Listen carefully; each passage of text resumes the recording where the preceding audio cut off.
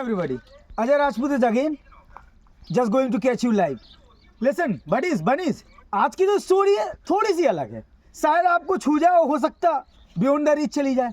तो कहानी शुरू करते हैं 2005 से।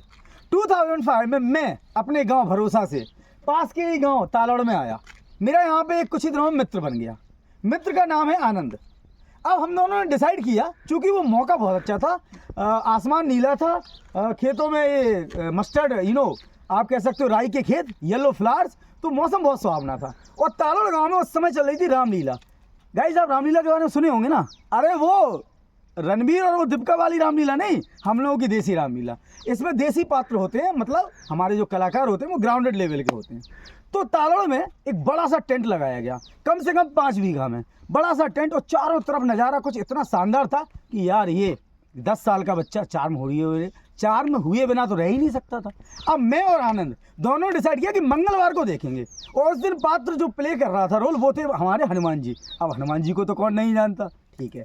हम लोग पहुँचे, डिसाइड किया आनंद ने कि तुम मेरे साथ बैठोगे। मैंने कहा ठीक है यार, दोस्त है तो दोस्ती मतलब भाई की, तो बैठ जाते हैं। बैठ गए। अब मैं स्लीपिंग ब्यूटी हूँ, मैंने सोने को बड़ा मज़ा आता है मेरे को सोने में। तो मैंने उससे कह दिया देखो आनंद भैया मैं सोने जा रहा हूँ, और अगर मैं सो गया तो भाई तुम मुझे जगा लीजिए। अरे उसने कहा अरे क्या बात कर रहा है अजय यार, तुम और मैं दोस्त है यार, लंगोटिया यार है, जगा लूँगा मैं।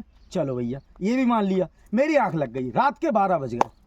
चारों तरफ जो सीन था ना वो इतना चार्मिंग था, क्योंकि कम से कम 1000 वहाँ पे मोटरसाइकिलें, कम से कम 500 ट्रैक्टर, कम से कम 1000 से ज़्यादा साइकिलें, और टिक्की बेचने वाले, आप समझते हो टिक्की बेचने वाले, कम से कम 200, यानी पूरा पैक्ड बिल्कुल ग्राउंड।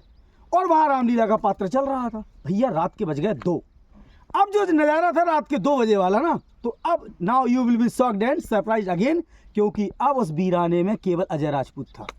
एक फट्टा था और फट्टे पे मैं केवल देख रहा था क्या, यू नो व्हाट, तारे, stars. I was counting the stars.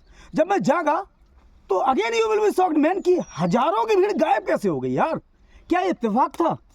क्या ये क्या था? ये गॉड को भी मुझे मैसेज दे रहा था? एक्चुअली अब मैं बताता हूँ था क्या। वो था रामलीला का आखिरी दिन। अब जब रामलीला का आखिरी दिन होगा तो भैया टेंट क्यों होगा? टेंट तो जब तक होगा ना जब तक रामलीला चलेगी। अब जब रामलीला ओवर हो गई तो टेंट भी ओवर हो गया। टेंट वाला टेंट लेके चले गया, टिक्की वाला अपने घर चले गया, साइकिल वाले अपने घर चले गए, ट्रैक्टर वाले अपने घर चले गए, मैं उस वीराने में अकेला। जब मैं जागा तो दोस्तों अब मेरा सीन ही कुछ अलग था। मतलब मेरे पिछवाड़े यानी बैक और राइट दोनों में बिल्कुल अंधेरा छा गया। क्यों? क्योंकि यार 10 साल का बच्चा वीराने में डरेगा नहीं, सो मैं डरा। और जो मैं दौड़ा और जो मैं भागा, तो भाई कसम से कह रहा हूँ, ना तो नाला देखा, ना मस्जिद देखी, ना मंदिर देखा, ना मजरा देखी, और सीधा मैं आया अपने रिश्तेदार के घर। और ये कहानी शायद आपको एक मैसेज दे पाएगी, और वो मैसेज ये है, क्या बाकी भूत होते हैं?